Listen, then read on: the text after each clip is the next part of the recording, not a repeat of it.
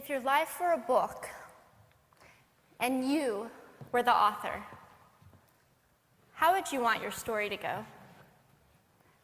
That's the question that changed my life forever.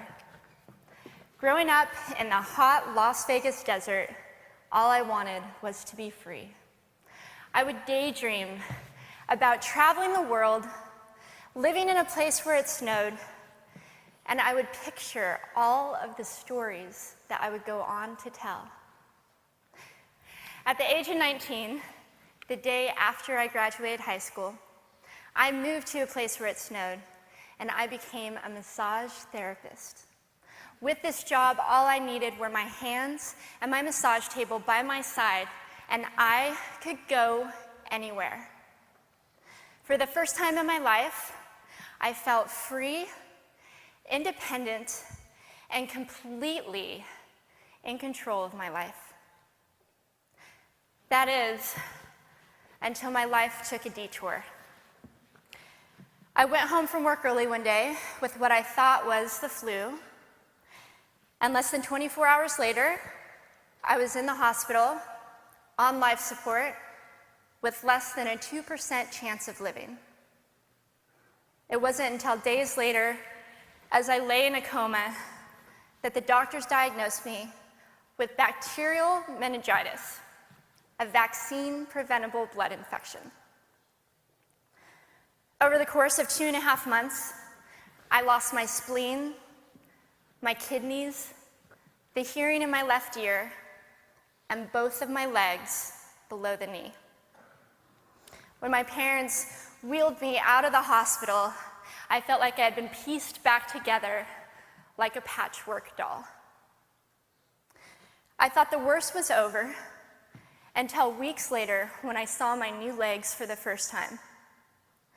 The calves were bulky blocks of metal with pipes bolted together for the ankles, and a yellow rubber foot with the raised rubber line from the toe to the ankle to look like a vein. I didn't know what to expect, but I wasn't expecting that. With my mom by my side and tears streaming down our faces, I strapped on these chunky legs and I stood up. They were so painful and so confining that all I could think was, how am I ever going to travel the world in these things? How was I ever going to live the life full of adventure and stories as I always wanted? And how was I going to snowboard again? That day, I went home, I crawled into bed, and this is what my life looked like for the next few months.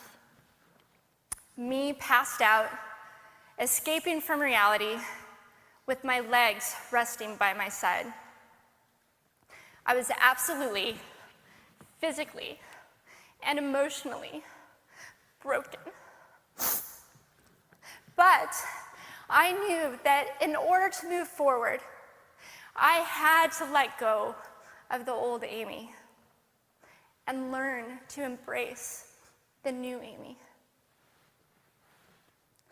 And that is when it dawned on me that I didn't have to be 5'5" anymore.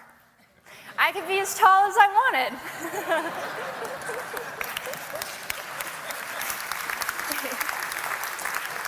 Or as short as I wanted, depending on who I was dating. And if I snowboarded again, my feet aren't going to get cold.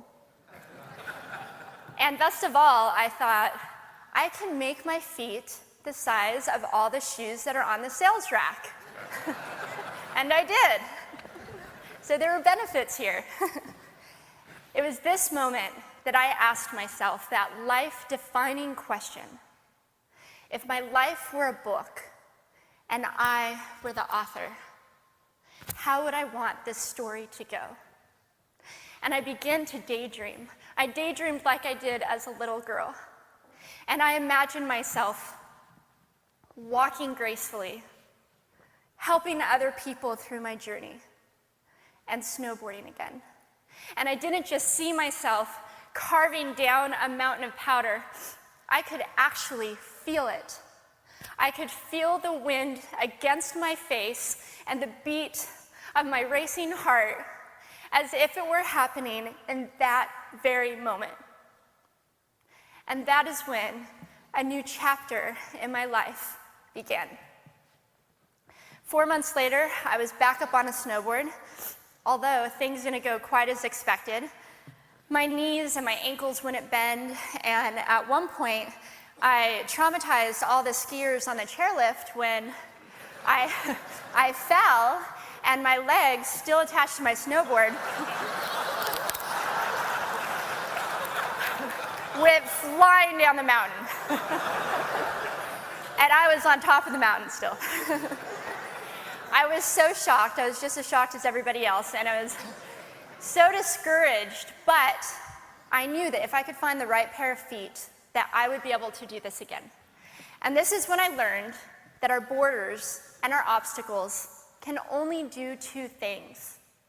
One, stop us in our tracks, or two, force us to get creative. I did a year of research, still couldn't figure out what kind of legs to use, couldn't find any resources that could help me. So I decided to make a pair myself. My leg maker and I put random parts together, and we made a pair of feet that I could snowboard in. As you can see, rusted bolts, rubber, wood, and neon pink duct tape. And yes, I can change my toenail polish. It was these legs and the best 21st birthday gift I could ever receive, a new kidney from my dad, that allowed me to follow my dreams again. I started snowboarding, then I went back to work, then I went back to school, then in 2005 I co-founded a nonprofit organization for youth and young adults with physical disabilities so they could get involved with action sports. From there, I had the opportunity to go to South Africa, where I helped to put shoes on thousands of children's feet so they could attend school. And just this past February, I won 2 back-to-back World Cup gold medals. Thank you.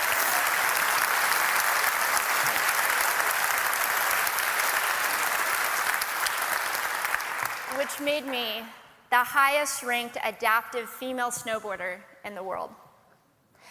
11 years ago, when I lost my legs, I had no idea what to expect. But if you asked me today if I would ever want to change my situation, I would have to say no.